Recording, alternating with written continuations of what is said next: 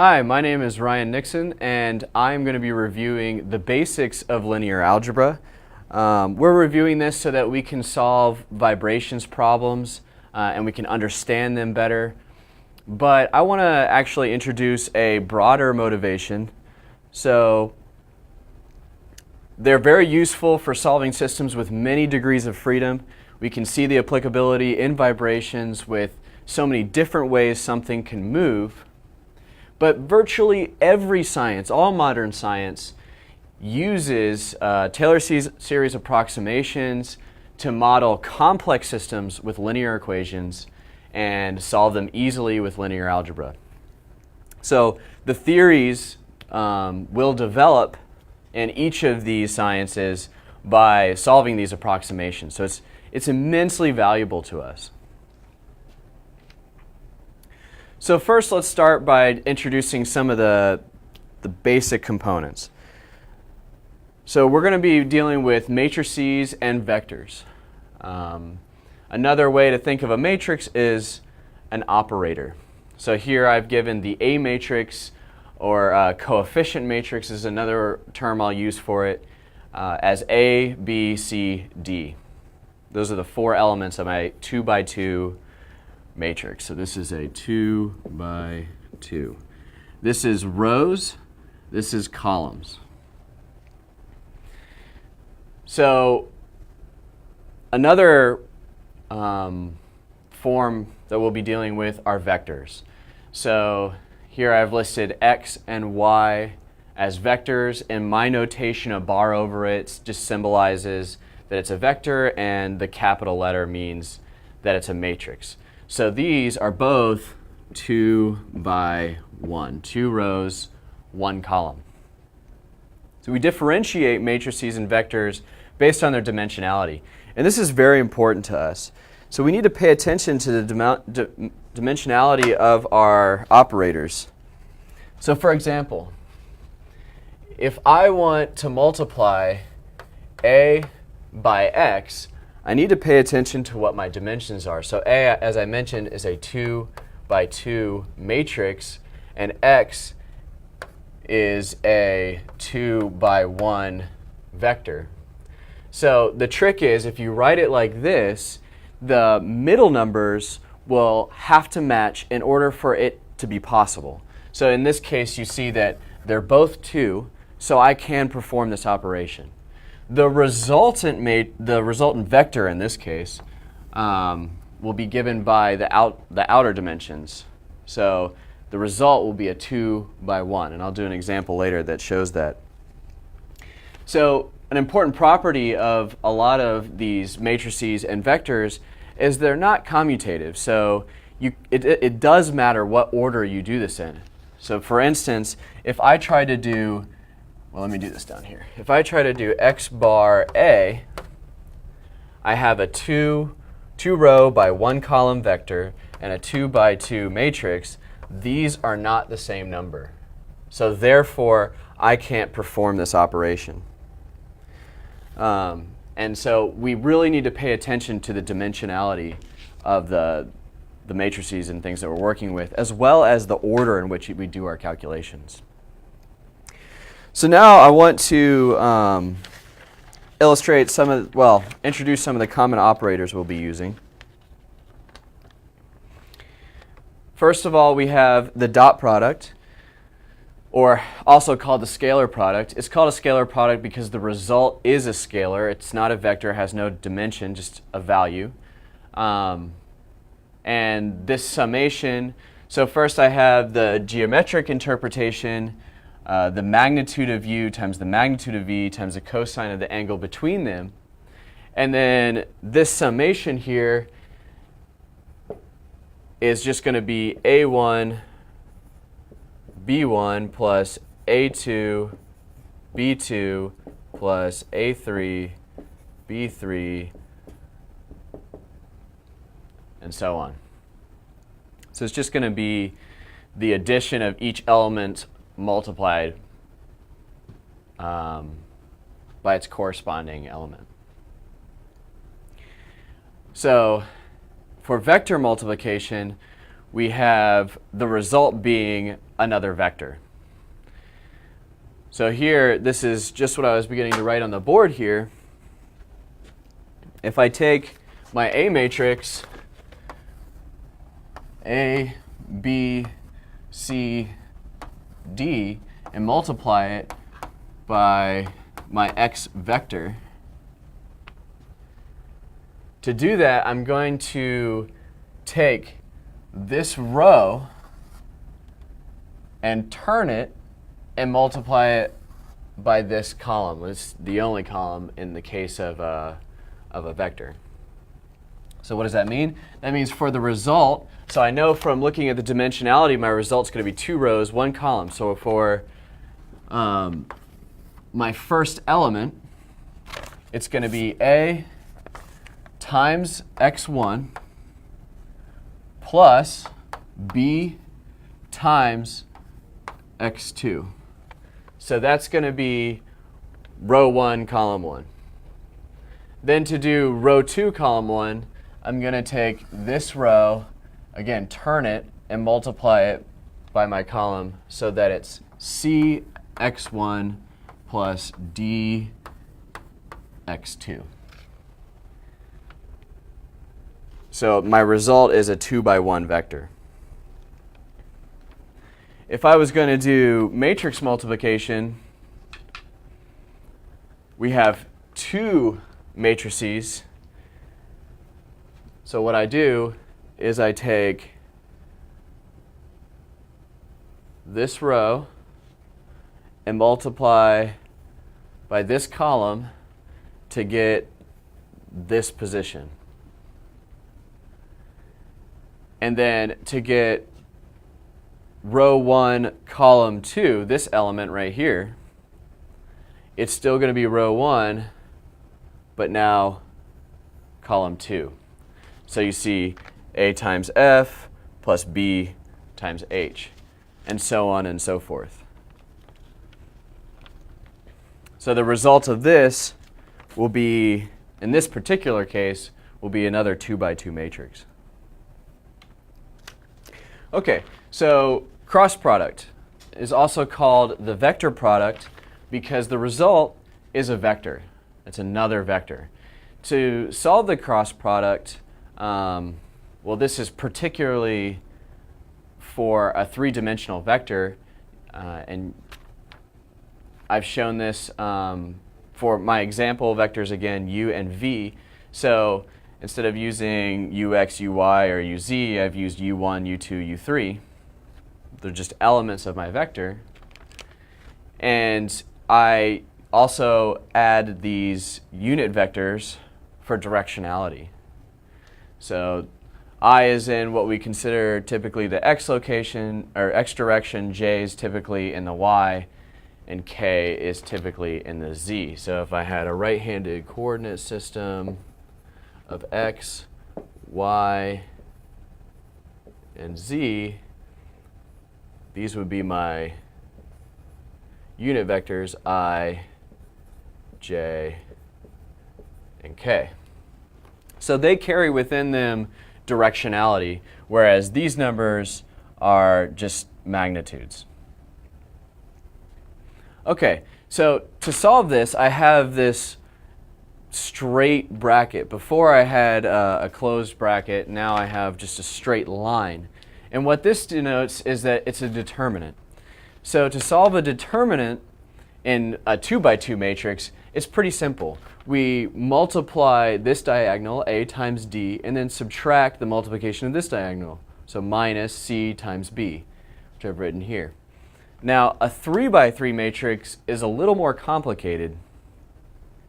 So what I'll do is I'll take this first element, so row 1, column 1,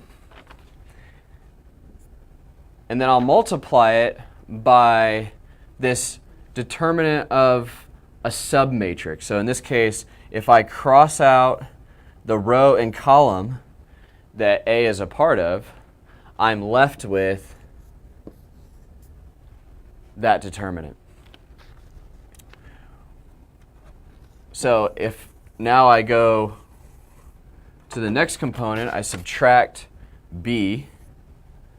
So it's going to have alternating signs, which doesn't really matter to us other than the fact that the second one's going to be negative while the other two are positive. We cross out the first row, the second column, and what we're left with here and here is going to be the second 2 by 2 determinant that we're going to multiply b by. And then finally, for the c, I'm going to do the same thing to get this 2 by 2 determinant. So each of these determinants will simply be something like this, and then you multiply that by a, b, and c. So you can actually solve determinants for an n by n matrix. You can solve n by n determinants, but you pretty much are only going to be dealing with 2 by 2 or 3 by 3, particularly in everything we're going to be looking at today. So I'm not going to cover them. So we've talked about multiplication, matrix multiplication, different products you can do. But what about matrix division?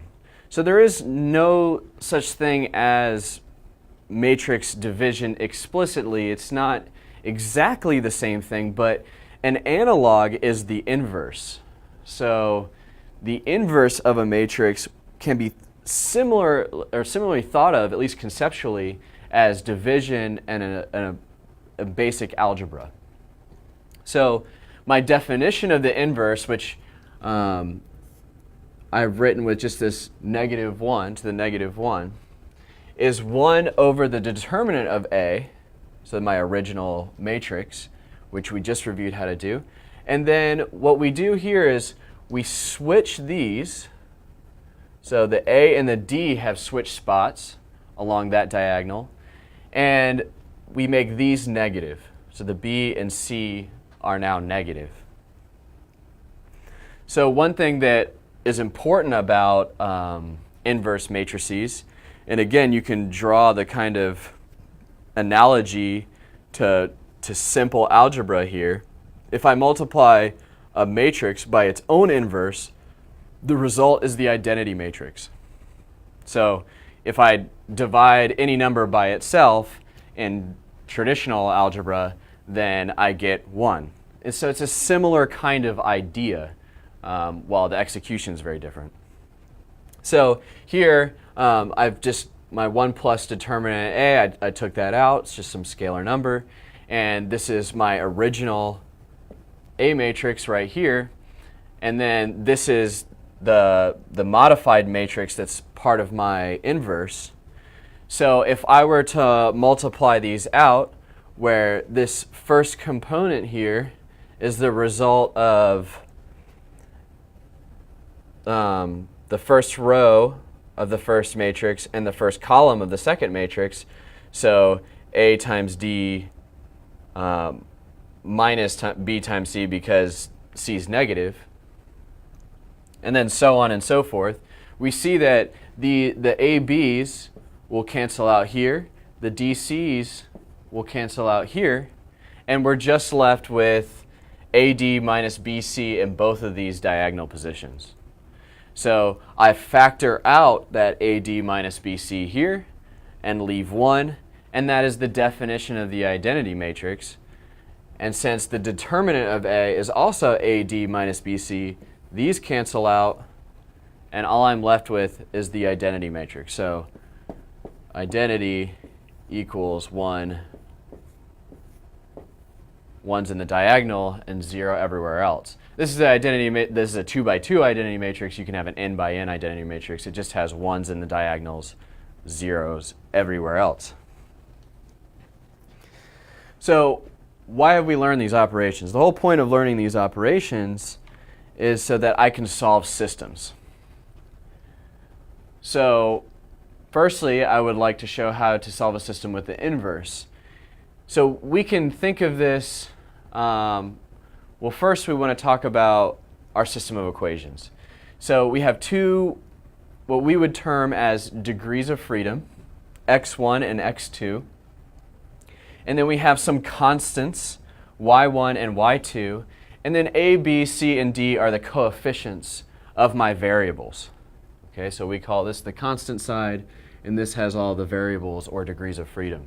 So I can write this in an equivalent matrix form where A here is A, B, C, D. It's a matrix operator, and I'm going to operate on the x vector to get the y vector. So in a real system, let's say I was given A and y, how could I solve for the unknown x? I'm going to operate on both sides with the inverse. So the analog stands here. If I have A x equals y, just in regular algebra, then I get x equals y over A, and I've solved it. So we can't quite do this, but what we can do is use the inverse. So I operate on both sides with the inverse. As I just proved, a matrix times its own inverse is the identity matrix. So that's what that is right there. And then I still have my x vector. Now on the other side, I now have the inverse times my constants. So if I were to carry out this multiplication of the identity matrix on my x vector, I will actually just get the x vector back, and I'm left with x is equal to A inverse times y. So I can just use the inverse of my matrix, my coefficient matrix, to solve for my degrees of freedom, x1 and x2. Okay, well this is a pretty direct way, but there's another way that's more conducive to simple computations. So Cramer's rule is another way to solve a system of equations, but now we're just going to compute determinants. So again, I've given you a system, two equations, and this time the degrees of freedom I've given as x and y, and my constant term is c, 1 and 2, and then my coefficients are a1, b1, a2, b2. So I'm going to compute three determinants, the first of which is just a normal determinant. The determinant of my coefficient matrix, which is a1, b1, a2, b2, and we've seen this a few times already now, and that's just a simple, straightforward determinant of the coefficient matrix. The next is a new matrix that I've created.